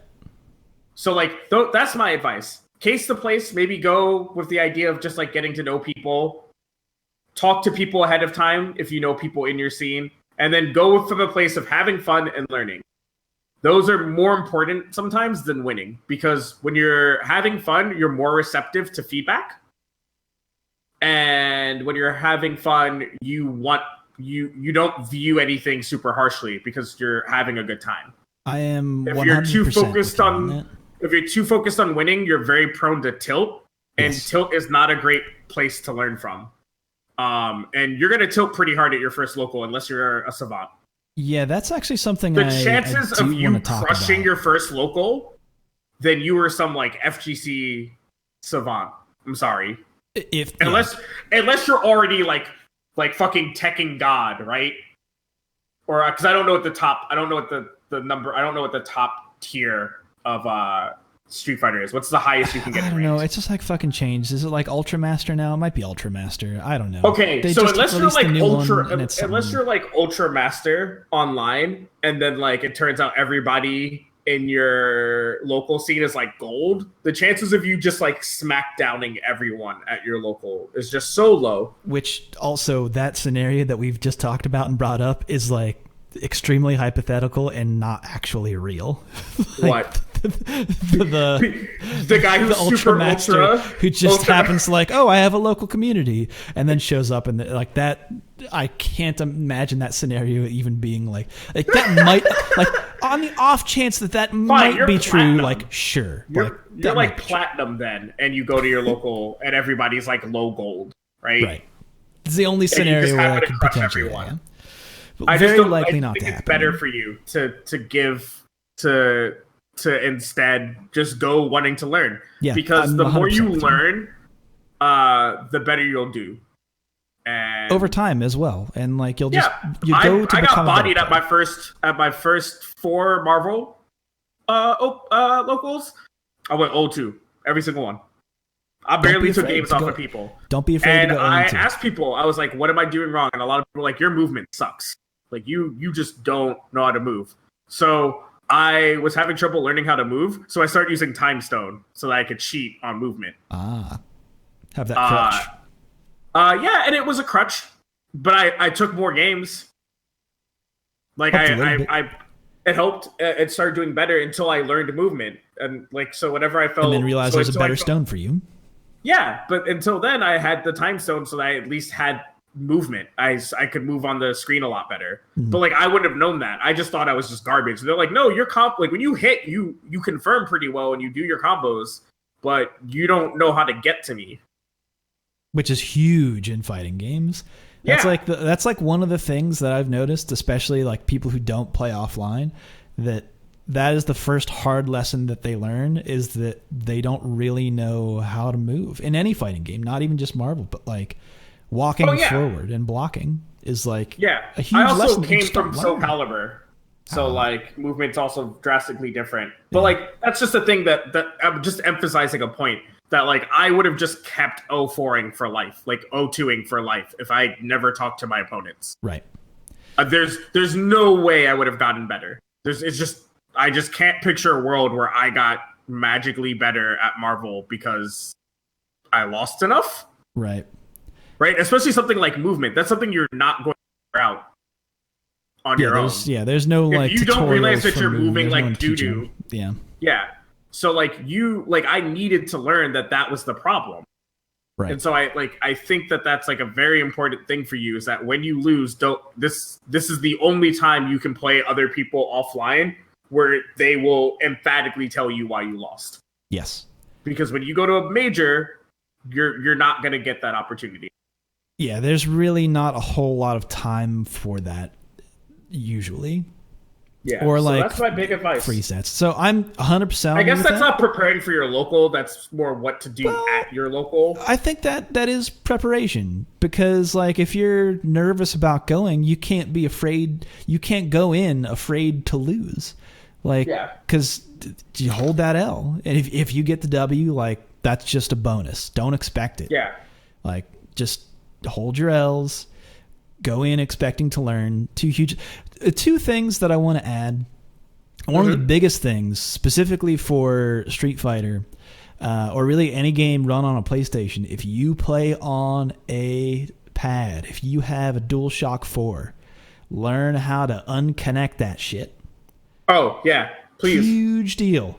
Your local might know exactly how to do that, but I will bring this up actually because this is very specific. If you look at this controller, and I'm holding it up in the video form of it. There is video, just to archive video. It's most people listen to the audio, but so there is a small hole on the back of your DualShock 4. Once you unplug your controller, you hit that button, it'll disconnect it. You need like a paper clip or something very small. It's right next to that screw. It's very small. Stick a little paper clip in there. Disconnects it automatically. So you don't need to know how to go through the menus to or disconnect your controller. You can just press that button. But if you don't have a paper clip, learn to disconnect it because you will fuck up someone's game. Like guaranteed. You'll walk far enough away and it'll auto disconnect and you've just ruined a fucking round. Yeah, and like you won't even. The thing is, you won't know it. And you will be the villain. You're the villain. And somebody will find out, and you're the villain. Yeah, and it's bad form. So highly recommend that. Also, highly recommend just washing yourself in general. Make sure you're clean. I have to say it. It's a meme sometimes, but like wash your ass. Like use soap, water, washcloth, like all over. Wash your hair to get it. Please. I have to say that. The other thing I want to talk about is, which I don't know if like anyone really ever talks about this or has mentioned it, but your first match that you play offline against someone in a local or a tournament, with that, there's going to be a huge adrenaline dump like during that match and after that match that will super affect the way that you play, and like physically you will feel it. Like it's just a human response of I've never been in this situation before. There's a racking of nerves. It's even if it's not for high stakes, like your body will feel like it's high stakes. And also you've never been in that situation before, so your body's not ready for it. So you get this huge surge of adrenaline, which like can sharpen your reaction times. But what's really more important in fighting games is like keeping a cool head and like managing stress. which is the opposite of what adrenaline can give you. So you cool, like after your match, you'll lose very likely your first set.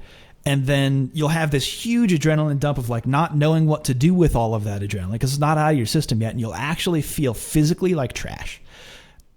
You'll get over that. Like, don't. Can I tell you the fix to that feeling? I only want to bring it up just to warn people. Like, it's not. I'm not trying to scare anyone from going to their locals and feeling that way. I'm just saying this is something that I want to bring up to prepare you for. Like, don't be like, oh man, like I was so nervous. I don't want that feeling again. To say that feeling won't come with the second or third match. Like, that'll come with your first one.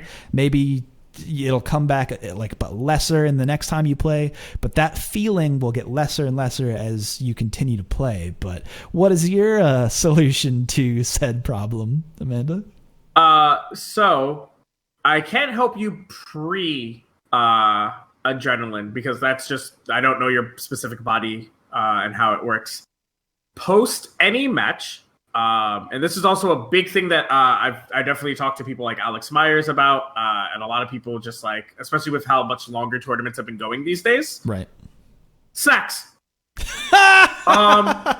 If you this is not the answer I thought what you were gonna say.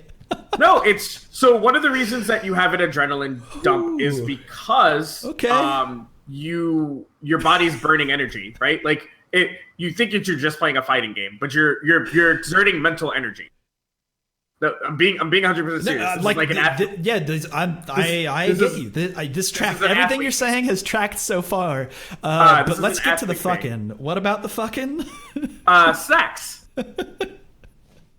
No, seriously. Bring snacks. Bring either things like oranges, tangerines, protein bars. Bring Gatorade. Don't drink soda. Don't eat candy. Don't. Not even juice is really good for you. No, like put the correct things in you, and you'll get more out of your tournament experience. Because like things like caffeine and stuff are going to cause you to crash, and they're not going to help you mentally. Over the course of like a local, unless your local is like 8 players, right? Like these are all things that people don't realize, and then they go play at like an Evo, which I understand is more intensive than your local. But like it's if you don't make good habits, you're gonna treat your body like crap, and you need to work. You want your body to work as optimally as possible. Yeah. So all true things. Yeah. So a great post game thing is to drink water. Drink water. Drink.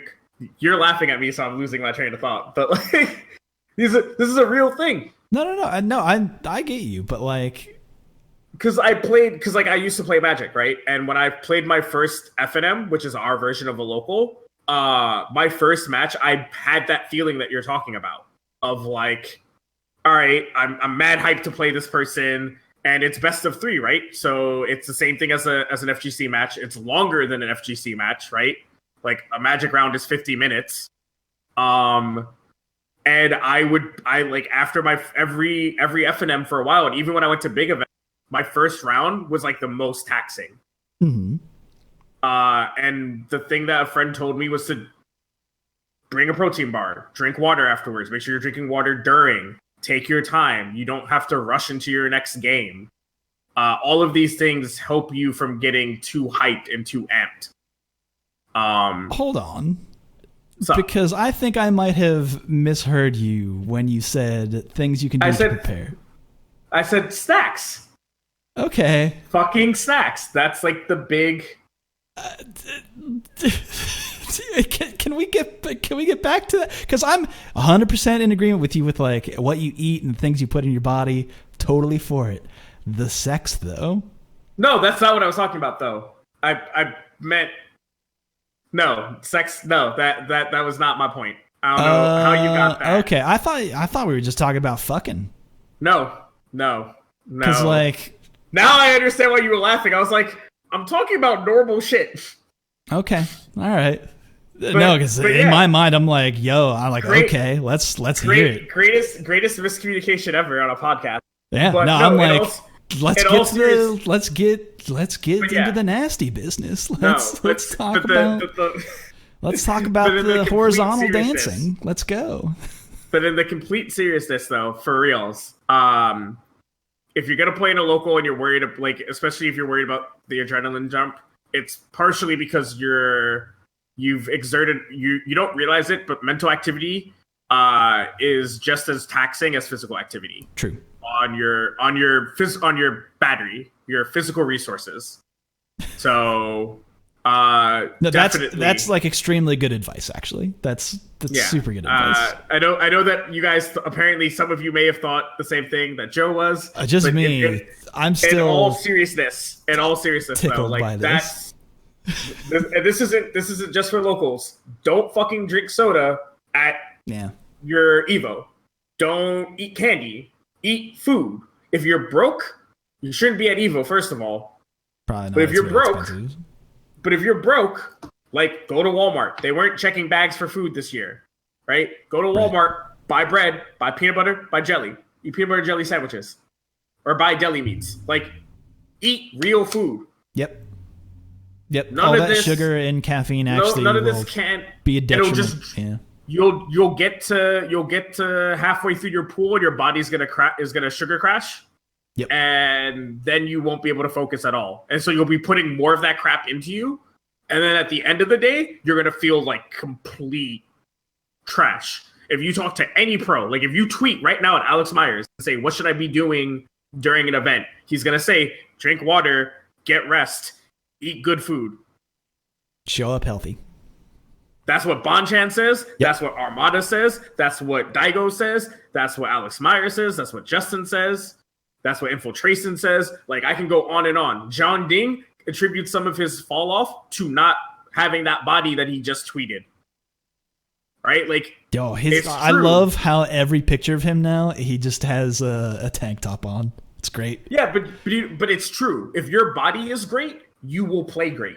Just because you're playing a video game doesn't mean your body can't be in a good place. Yeah, the way that it's burning calories is similar to physical exertion, but it's just mental, and there's a little bit of physical element to it, but it's mostly mental exertion, and it's that's my other soapbox. Because you're playing a video, and I'm a big person. If people have, y'all laid me on this right now, I haven't forgotten yet, but like, so it's probably funny, but like when I'm at an event, it's all protein bars, fruit, water, seltzer, tea, no soda, no candy, no Cinnabon, none of that stuff. Because then I'll get to the end of the day and hate myself. Yep, I am with you on that. I do the like mixed nuts, orange slices, trail mix.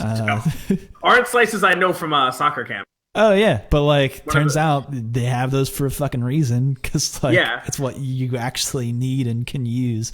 It's like good sugars. Bananas. It's good sugars for your body. Bananas, like if you don't start your day with a banana, like I don't know how you get by. You fucking up. That should be the title card. Joe Money and Amanda talk about bananas. Okay, that's good. All right, that'll be all right. I'll track with you on that one. But yeah, no, for real, guys. That's the title card. That's like a big. This isn't even about your first local anymore. No. But this is just like a general. Like, if you want to do better at your events, and you might be hitting, and you're like saying like, oh man, I get to like round two pools, like especially for events that have round two pools on the same day. If you're like, oh man, how do I get like I get to round two pools and I'm just tired. Right. And I don't know why. What did you eat breakfast? Did you have lunch? Are you drinking water? Did you pound a Red Bull? Drinking, or did you pound a Red Bull and like go get Dunkin' Donuts? Because I'm pretty sure those of you who are suffering in the middle of the day, you didn't do the right stuff. Right. There's no way you had a breakfast and like water with you and you're hurting in the middle of a day. Not possible. Totally with you on that one. In full agreement, I think that pretty much wraps it up. But again, just to prepare people who are going out to their first locals, just saying, don't be afraid. Don't be afraid to fail. Get yourself out there and learn. That's ideal. And like, I just want to prepare people that there will be like some like physical hardships with that, and like mental hardships that are not like these barriers super easy to get over, because the person who is going to beat you is then minutes later going to like play sets with you and like have fun with it, because you're all there to enjoy games. That's all it is. It's a good time. Okay, with that, I think that covers the question of the week. I think we fully answered that, and I have taken up too much of your time. Oh, okay. So I am going to get to the last segment of the show. Anytime that I have a new guest, I always prompt them with 2 questions. A fun little question just to get the little insight on how they feel about fighting games, I think. Can tell a lot about a person from these questions. And so I pass the first question on to you, which is, what's your favorite normal attack in any fighting game? So I I had to look up the name of these things because Joe Monday can tell you, I DM'd him after I saw the show notes, and I was like, you trying to make me look like a fraud. Yep, it's just fraud alert all over. It's what I'm really trying to do. So no, my favorite move, normal attack, is Mitsurugi's knee slicer. Okay. I'm a Mitsurugi main. I like characters that are fast but have heavy damage. Right. So Mitsurugi fits in that category of being a lot faster than a character with his damage scaling should have. So yeah, that's it. I like hitting people in the kneecaps with a sword. That's kind of my. I'm trying to think about what that particular move looks like. It's been a while since I played Soul Calibur. Is that the one? Does he like sidestep with that one, or is that? No, that's just like the straight chop to the knee. Oh, okay. It's just, I think it's like down A. Right. Okay. Yeah, it's down A. It's nothing special, just down A. It's just a chop. The animation is literally the name, just a chop to the knee. Nice. All right. So I liked Mitsurugi in that game. I liked his. I think it was forward A, perhaps. It's the one where he just like kind of lunges forward with the sword, like fencing, like almost like a fence or something, just right on the head. Yeah. No idea what that's called. Most 3D fighting games have specific names for every single move, and it's like I couldn't tell you any of that shit. Like what that particular is. Yeah, I know what you're talking about, because Mitsurugi's like my favorite character. I do play Maxine Young Sung too, right. But Mitsurugi is definitely the one I took to tournaments. I like Mitsurugi. He's cool. Yeah, way better than Nightmare, in my opinion. I'm way hyped for 6. I'm it's gonna be great. Oh Hopefully. Man, every event I go to 6, I'm like, all right, there's an hour of my day that I'm not doing any work. Like at PAX East, I was supposed to be like tabling the whole time because I was working for Aniki, and I was like, I'm gonna leave for like 2 hours. So like your lunch break's only an hour, and I was like, so this lunch break I'm not eating. I'm going over to the Bamco booth and playing Soul Calibur until they kick me off of the machine. Like they're gonna physically have to get security to move me. Yeah. Final round, I sat there and people were looking at me, and I was like, I'm not moving. Somebody else, you can go over there. I like pointed to another station. I didn't get to play as much Soul Calibur as I wanted at Evo, and I was really mad about it. Yeah, long lines. But I spoke to Soul Bamco. Calibur. Long lines. Bamco. Bamco, if you hear me, I already spoke to you guys. You know you want to send me a copy. Advanced copy right here. Please. You might want to pre-order the DLC from what I hear. I'm going to. That is a whole other conversation that we do not have time for right now. I don't want to talk about it. I'm so sad. I hate season passes. So like, the FGC loves it now, and fuck yeah, that's a much longer conversation that actually I think deserves a lot of nuance too, because games should cost money, but the way that things are announced and the way that you do things to a certain community, maybe you should, be a little stronger on your messaging instead of releasing DLC characters before the full cast is even announced. Yeah, whatchamacallit did that. Crosstag. Yeah, Crosstag did it, and then it's on the disc. Crosstag. Quote me on the box. It's on the disc. All right. Yeah. All right. No, okay, we can't dig into that. I'm sorry. Soul Calibur is cool. great, but that is like another hour of conversation if we really wanted to stretch it. Yeah, good conversation there to have there. Maybe bring that one. I mean, that's again not Street Fighter related. But like, oh, I'm sorry. My combo isn't a Street Fighter move. You told me I could pick anything. Yeah. Any game. Like, by the way, like this is totally fine. Great answer. You had a good reason for it. You're fine.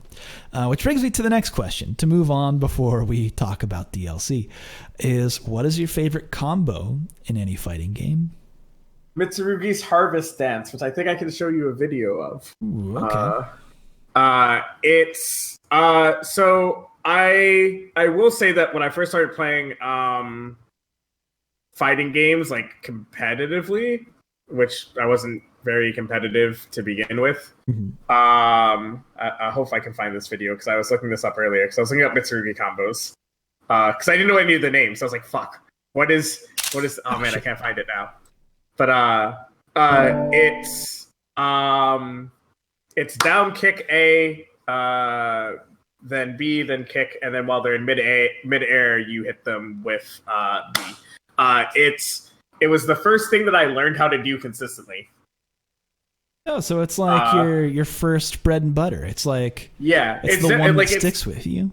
Yeah, it's the one that I like put the time into that I knew what its name was. Like I eventually learned that like some of the stuff I was doing were like actual air quotes combos. Right. Because you know like how the game has like the combos that like have names because they're effectively auto combos. Right.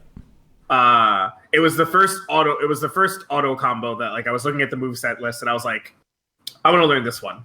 This one looks cool. And so I just kept practicing it until it felt like I was doing it the way it was supposed to be done. Yeah, your first combo is like your first car. You know exactly how it handles. And then when you try something different, it's like, well, this isn't my first combo. I understand why this combo is good, but it's not my first combo. I mean, I feel the same way about Spider-Man. Spider-Man's a character that I knew very well. And what was that first Marvel fighting game? Marvel Superheroes, or no, are you the talking one that had the about... Infinity Stones in it? Oh, that's I think it is Marvel. Hold on, it might be Marvel Superheroes. No, you're right. It's Marvel Superheroes. I had that for I think the house. No, I had it for something, and I knew a lot of. I like played a lot of Spider-Man because I liked how fast he was, and I also like Web Ball. Right. And then I started playing like Marvel vs. Capcom 3. Like I played MVC 2, 3, and Infinite. And a lot of the stuff that I remember doing as a kid who was like slightly above button mashing in Marvel Superheroes, I was able to still do in the other games because some of the buttons were the same. So that's why whenever a new game comes out with Spider-Man, I tend to gravitate to him as like my day one character, because for some reason either there's legacy people on those games, but a lot of the buttons feel the same. Web Ball is still Web Ball, right? Spider Sting is still Spider Sting. So like it's that like nice. It's like it's the same thing with Mitsurugi. Every time a new Soul Calibur comes out, I immediately go to Mitsurugi because his moveset hasn't really changed over the years. Yeah, that's a good point. Yeah. So to your bread and butter, your first bread and butter, first car, 100% agree, because that's how I am with Spider-Man. Like every game I've played that has him in it, it feels the same. I don't feel as intimidated playing the character. Right, because there's a certain hominess to it where it's like, okay, like I can see where they shaved off the edge here a little bit, or maybe made this bezel a little bit different, but it's effectively the same car. Yeah. The web ball still happens. The web ball reality stone. Well, yeah, that's funny. Like that game had the reality. I mean, Reality Stone worked very different in that game. Oh yeah, and Marvel vs. Superheroes, I was so confused by Stones when they were showing MVCI stuff, because like this is way more busted than what was going on. Yeah, in Marvel Superheroes. No, that's good stuff. Yeah, that's good. I haven't really like thought about combos being or having that legacy effect. And that's a good, wholesome answer, and I appreciate that. Yeah, good stuff. It's just one of those things that Mitsurugi's had, especially like the knee slap. Like that's in every game, right? It's in every game. So it's like and I think everybody's the same way, right? They have the character that they one of the cool things about fighting games is that your characters will almost always play the same ish. For the most right? part. For the most part. Unless you're like somebody who like played Street Fighter and then like can't like Street Fighter 2 and like hasn't touched Street Fighter since Street Fighter 2 and then plays Street Fighter 5 and it's like, the fuck does Sagat do? Like, I don't understand any of this. Right? But for the most part, your character feels somewhat the same. And I think that there's a nice comfort. I think that's why people miss their main so much. It's not because, oh man, I remember winning. It's this thing where like you put your controller in your hand, you go into the lab and you just do. Right. It just happens. You don't have to, you're not thinking about it, you're just doing it. That's why people want it. That's why people want Blanca. That's why people wanted Blanca back. You know, that's why people miss Ryu. I haven't seen him in the game. I don't know when they're releasing him. Yeah, put Ryu back in the game, please. I know a lot of Ryus who would get on that train and actually start like I make that joke. Shop. That's like my joke. Whenever I talk to players that I know that are former Ryu players, I just ask them if they miss Ryu in the roster and when do they think Ryu will be in the deals. Like, what season does Ryu come out? Right. And then they chuckle, and then it's like a great. It's like a great fun. It's like a great way to let them know that I know what I'm talking about. Especially if it's a player that know me. Right. It's like a great way to be like, I'm aware of the lingo. You know, like the guy at the skate, the meme of the picture with the guy at the skateboard, and he's like, "Hello, my fellow youths. Kids. Hey, hello, fellow youths." Yeah. Yeah. So that's my hello, fellow youths moment. It's like I speak the lingo, guys. Backwards cat. All right. Well, I think that leads into what I like to do at the very end of the show. Speaking of yourself, we got to pitch you at the end. We started with a pitch. We're going to end with a pitch. So, like, what is upcoming? Where should people go to find you?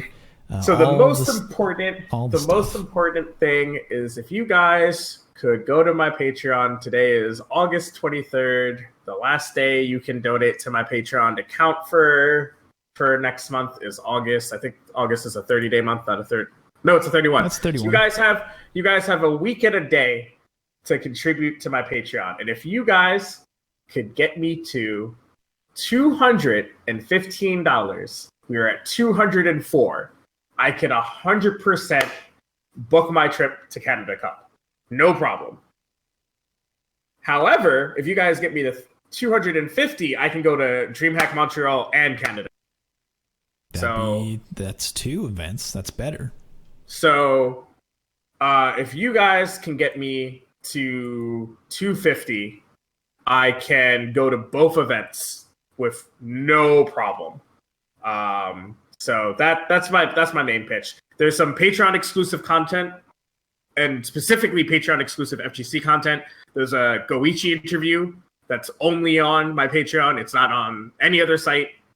My Sonic Fox interview is only on my Patreon. But you guys are probably going, but we like Street Fighter. There is a behind the scenes director's cut of my Problem X interview.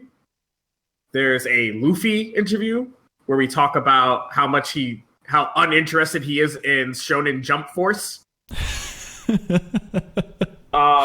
funny. There's the Patreon exclusive Kane Blue River interview. There's a Kawaii Face Miles Patreon exclusive interview. There's a Jackie O Patreon exclusive interview. We're going to be talking to Jason Banks soon as a Patreon exclusive. I think we're also going to be talking to Damascus pretty soon. I don't know by the end of the month as a Patreon exclusive. So there is something that you guys get out of it. And unlike a lot of other Patreons, if you donate $1, you get access to all of the content. There's no like, you got to donate $10 a month to get to the content. No. $1 a month gets you access to all of the content on my Patreon. Yeah, I should plug like Jakes.tv. Yeah, I should plug my YouTube. But like, in all seriousness, if you guys back my Patreon, I can go to FGC events and keep forcing outlets to have FGC content. Yes. But if I can't get to those should events, have more FGC content. True. But if I can't physically go to those events, I can't do that. Like, I don't have my travel covered by my outlets. I'm just a freelancer. Mm-hmm. So if you guys send me to events, I go hard. Y'all sent me to final round. I went hard. I did 12 interviews at final round. You guys sent me to Evo. I did 10 interviews at Evo. You guys sent me to Red Bull Battlegrounds last year. I did 8 interviews. When you guys send me to an event, I go hard for you. So if you guys can get me to either of those goalposts, either 215 or 250, I'll go hard for you. Well, that sounds like a good deal. Also, just $1 for that content as well. It sounds like you had a lot of stuff behind that wall, and that's not a very high pay wall. That's like that's a pay pebble. Yeah, $1. Single brick in the wall. Full disclosure, Joe Monday is one of my patrons. He gets access. Yeah, I probably should say full disclosure. Yeah, I'm in there. Yeah, I suppose. I mean, I don't know if you've seen it yet. You should watch the director's cut of the Problem X interview. I have. It's very good. It's good, and you got a lot of backstory behind how it happened. Yeah. No, so that's what I want to do for you guys. The whole point of my Patreon, sir, because I'm just a content creator, right? Like, I'm not an artist. I'm not a cosplayer. I don't do lewds. So I don't really have a lot to sell you that you can't get anywhere else. The only thing I can tell you is that I care about this community a lot. I've done a lot to I grinded other esports so that I could just cover the FGC. And now I can just cover the FGC. And the way that I can keep just covering the FGC is if you guys keep sending me to events. So if you guys keep sending me to events, and I'm setting a really low fucking bridge here. It's a low bar. It's a low bar. $250 to go to 2 events. I'm not even asking you to pay for my hotel. Well, I think a lot of that grind definitely shows in your work, and I think your work can speak for itself. Thanks. But that's the only thing I really want to pitch. I don't really care if I get more Twitter followers. I don't care about my YouTube. Where can people find you on just to give people your Twitter? You can find me at Amanda TN, like Tracy Nicole Stevens. On Twitch, I am twitch.tv/Sagenosis. That's SAGEGNOSIS. On YouTube, you can just search Amanda Stevens Esports Unicorn, and you'll find me. My website is sagenosis.com. You can also find my content on jinx.tv. You can also find content by Virginia Glaze on there and F Word, just as a heads up. I am the managing editor of provengrounds.tv. If you're interested in creating your own FGC content, we are looking for it. We are a training ground for people to learn how to be esports content creators. And then, like I said, my Patreon is patreon.com/sagenosis. $1 gets you a ton of content. There's also content for free on my Patreon, so you know that the stuff is good first, because you got to give them that free taste, and then they're hooked, and then they're like, oh man, I want more. So yeah, that first hit's free. Yeah, that first there's some great free content on there too. Like, there's an interview with F Champ when he just missed top 8 last year of Street Fighter and was in top 8 of Marvel. No, it was the other way around. He missed Marvel top 8, Street Fighter top 8. So this was right before he got on stage. Ooh, okay. So there's some really dope free stuff on there, but I'm hoping that you see the free stuff, you enjoy it, and then you go for the behind the scenes content. So that's my pitch. I think that's a good pitch. And if people aren't into it already, then hell, man, just a dog. To be honest, I'll be at Canada Cup probably regardless. Yeah, but I really would like to go to DreamHack Montreal because I live 3 hours from it. Like, I live in upstate New York. It's not a long trip. I won't have to worry about like hotel in Montreal because I have friends out there. So like if you guys could get me to both, I'd be forever grateful, and I will show that gratitude in the content that I give you and the amount of content. So yeah. Thanks for having me on. Yeah, no, it has been a pleasure. Man, 2 hours talking about bananas. Goddamn. Honestly, great show. It was a pleasure having you on. If anyone's listening here, just despising the 2 hour show, you got a big block this week. So apologies, or you're welcome. I don't know which way you guys are going to go on that one. So that one's up to you to decide.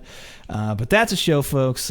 Again, I'm Joe Monday. You can find me at Super Joe Monday on twitter.com, or Joe_Monday on Reddit. Or you can just hit up the official Twitter account of our Street Fighter, which is at RedditSF. That's at RedditSF. If you have any questions, just at them. DMs are open. Slide into those DMs. You're good. But that's a show every Thursday. Want to remind people that we have the tournaments on Mondays and Fridays, and we're changing bracket service. It's for a Monday tournament. We're no longer going to be using Challenge. I've used Challenge. I've used Battlefy, Smash. We've used a lot of them. But we're switching to a newer one, payday.gg, so there might be a lot of questions. I have a post on the subreddit about all of that and why we're changing, which I think will benefit the players overall, and highlight players and allow us to highlight stuff that you guys have going on. Like if you have, the main deal is that, and if I can briefly touch on this before we end the show, is that they allow it very easily for me to see the bracket, see if you're streaming, click on the thing, and immediately watch your stream. So if we've already watched our match that we had on stream, I can flip over to any other stream in the bracket and see any other match. It'll be like the NFL network of Street Fighter online tournaments, as far as I'm concerned. So I'm very excited about that. And just that helps to give credence to the players, because there's so many good players that attend, and helpful players that attend the weekly. But that's my pitch for that. And that's a show. Got to wrap it up. Over 2 hours. Again, thank you so much, Amanda, for sticking it out over this long show. It is greatly appreciated and has been a pleasure. But that's the show, folks. But until next time, take care. Hype.